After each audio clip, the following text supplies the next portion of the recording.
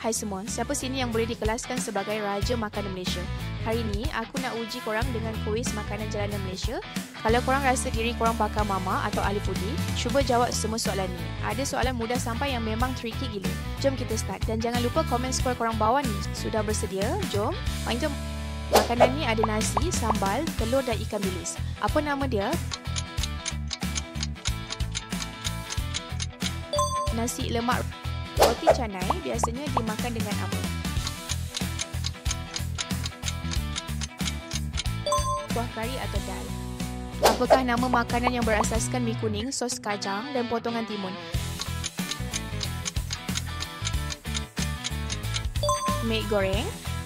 Makanan apam balik berasal dari negeri mana?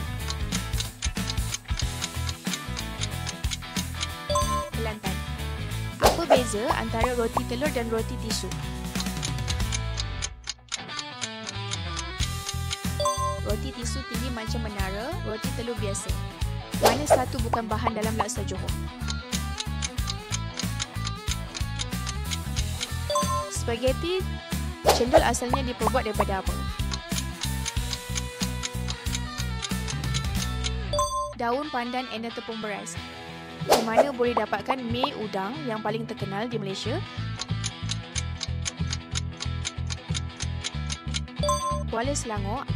Ayam pecik adalah hidangan tradisional negeri mana? Kelantan.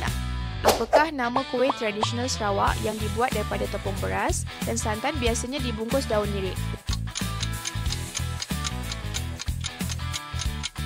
Kuih jala. Wah, korang dapat berapa betul? Kalau dapat 8 daripada 10, tahniah. Korang ni legenda makanan jalanan Malaysia.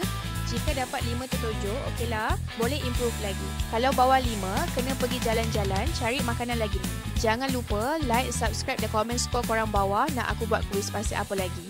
Makanan viral, makanan pelik letak dekat komen. Jumpa lagi. Bye.